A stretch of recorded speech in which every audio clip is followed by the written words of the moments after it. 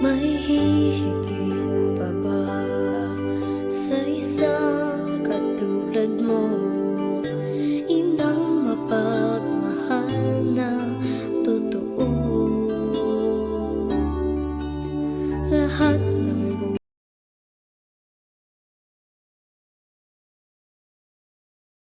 Hi ma'am, good morning. Nalaman namin na you're a mother now, and meron kaming as a Mother's Day special, we have 3 questions for you as a mom. So, okay, ready ka na?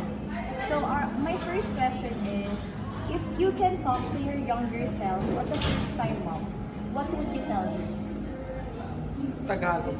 So, kung kakausapin mo yung mas batang ikaw, ano yung sasabihin mo sa first time? First time. For me siguro, kasi to be honest, batang ina rin talaga. Yeah. So 18 pa lang talaga nagkaroon ng baby. So, hindi ko babaguhin yung younger me para lang dun sa maaga ko nagkaanak. Kumbaga, masaya ako na nangyari sa akin noon, na nagkaroon ako ng 2 anak sa maagang panahon. Yun. So, my question number 2 is, what would you like to tell your mom now that you are also a mom? Thank you kasi yung sacrifices na binigay niyo sa akin, yun yung nararamdaman ko din. So, dati kasi hindi natin naiintindihan because hindi naman tayo naging mommy.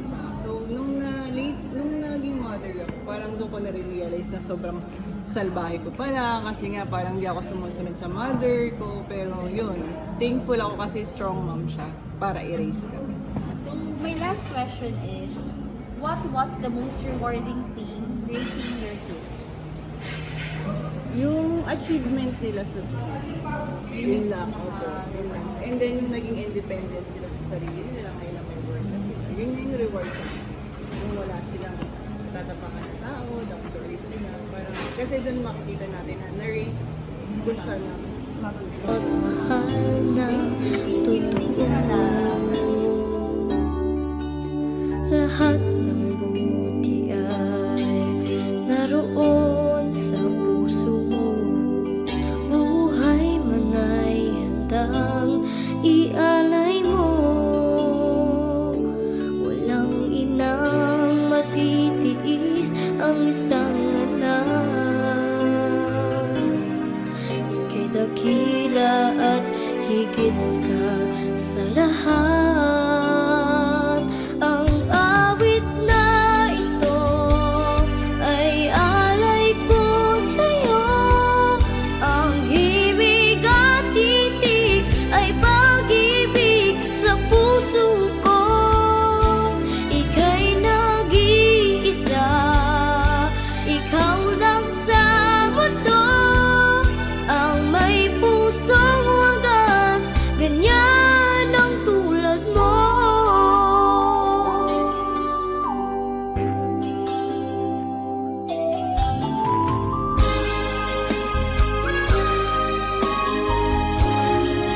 Question sa'yo as a mom.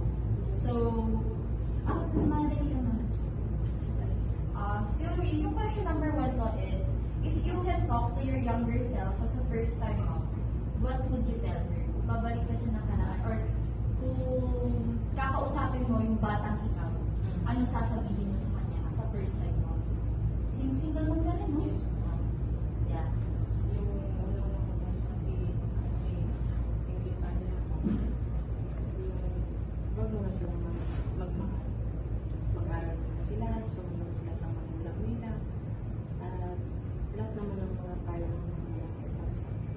Kaya wag Walang muna sila. walang masamang ipapayo ang magulang. Yun lang po.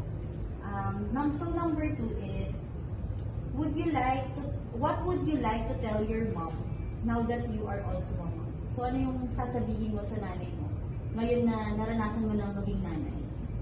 Yung sasabihin ko po sa nanay ko, tama po yung mga payo sa akin.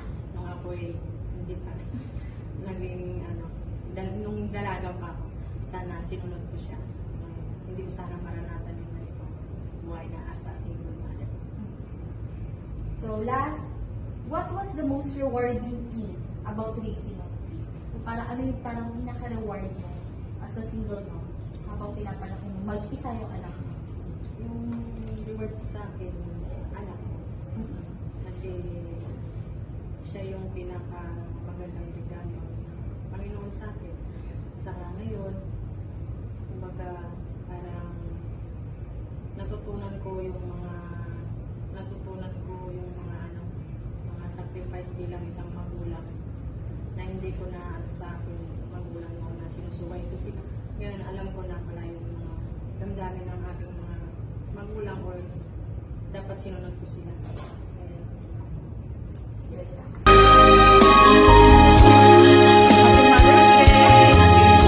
Lahat ibibigay, lahat gagawin mo.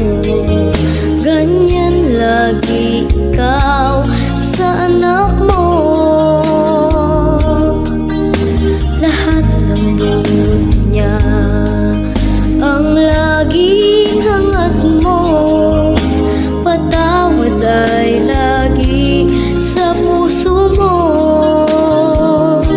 Walang inang matitiis ang isang anak. Ika'y dakila at higit ka sa lahat.